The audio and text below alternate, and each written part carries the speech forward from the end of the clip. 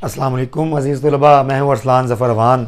आज शेरी इस्तिलाहात का हमारा आखिरी टॉपिक है, आखिरी सबक है मक्ता, जो हम करने जा रहे हैं। गुज़श्ता जो मैंने लेक्चर्स दिए, रदीफ़ भी हो गया, हमारा काफ़िया भी हो गया, मतला भी हो गया।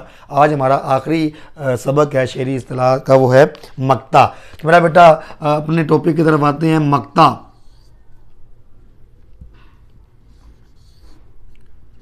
मक्ता जिन्स के एतबार से मुज़क्कर है। आपको याद होगा, रदीफ़ जिन्स के एतबार से क्या है? मोनस। काफिया जिन्स के एतबार से क्या है? मुज़क्कर। मतला जिन्स के एतबार से क्या है? मुज़क्कर। मक्ता भी जिन्स के एतबार से क्या है? मुज़क्कर। तीन आपके मुज़क्कर हैं, सिर्फ रदीफ़ आपकी मोनस है। तो मेरा बेटा मक्ता अरबी ज़ुबान का लफ्ज़ है, ये निकला है कता से। कता से बना है मक्ता, कता से बना है, जिसका मतलब है काटने की जगह, खत्म होने की जगह, इंतहा का मुकाम, वगैरह वगैरह। मेरा बेटा ये है मक्ता के लुग़वी माना।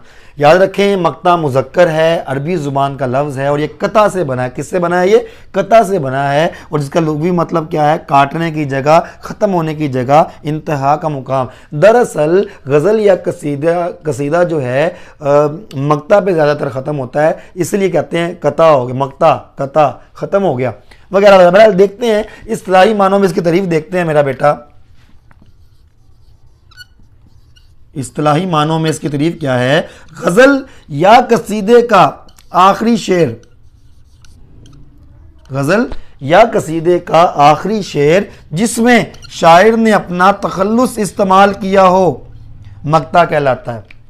गज़ल या कसीदे का आखिरी शेर जिसमें शायर ने अपना तखल्लुस इस्तेमाल किया होगा, वो मक्ता कहलाएगा। मक्ता के लिए दो शराइत अगर आप याद कर लेना, आपकी तारीफ़ भी आपको याद हो जाएगी और आपको मक्ता समझ भी आ जाएगा। वो दो शराइत यही हैं कि आखिरी शेर होना चाहिए और तखल्लुस का इस्तेमाल होना चाहिए। दोनों में से एक भी नहीं होगा तो वो मक्ता नहीं होगा जी। मिसाल देखते हैं जी, जिस तरह ताबिश की गज़ल का मक्ता देखते हैं, आखिरी शेर है चूँकि उसमें तखल्लुस का इस्तेमाल किया हुआ है।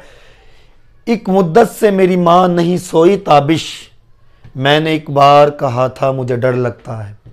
ये ताबिश की गज़ल का मक्ता है। आखिरी शेर में शायर ने तखल्लुस का इस्तेमाल किया है, आखिरी शेर में शायर ने तखल्लुस का इस्तेमाल किया है, इसलिए ये मक्ता है। तखल्लुस के बारे में आप जानते थे ना, वो कलमी नाम होता है जो शोरा शायर जो होते हैं अपने नाम की जगह पे इस्तेमाल करते हैं अपनी शायरी में।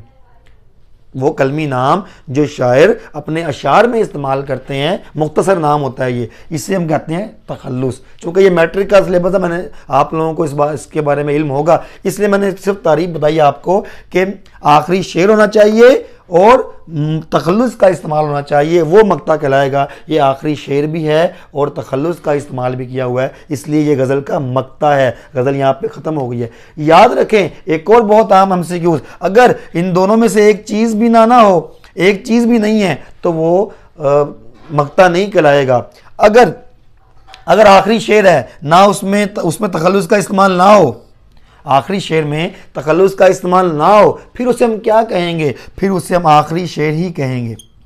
ये इंपॉर्टेंट एमसीक्यूज भी है कि गज़ल का आखिरी शेर जिसमें तखल्लुस इस्तेमाल ना हो, उसे क्या कहेंगे? उसे आखिरी शेर कहेंगे, और जिसमें तखल्लुस इस्तेमाल होगा उसे मक्ता कहेंगे। तो मेरा बेटा दूसरा शेर देखते हैं।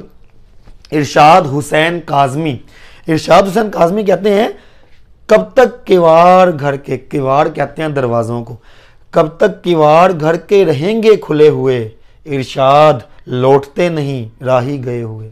जो चला जाता है वो वापस नहीं आता। तो इरशाद, उस शायर ने अपना नाम तो इस्तेमाल किया यहाँ पर, लेकिन ये इरशाद हुसैन काज़मी की गज़ल का पहला शेर है, ये मक्ता नहीं है, ये गज़ल का पहला शेर है। और देखिए दो शराइत हैं, आखिरी शेर होना चाहिए और तखल्लुस का इस्तेमाल होना चाहिए। शायर ने अपना नाम तो इस्तेमाल कर लिया, लेकिन ये आखिरी शेर नहीं है, इसलिए ये मक्ता नहीं है।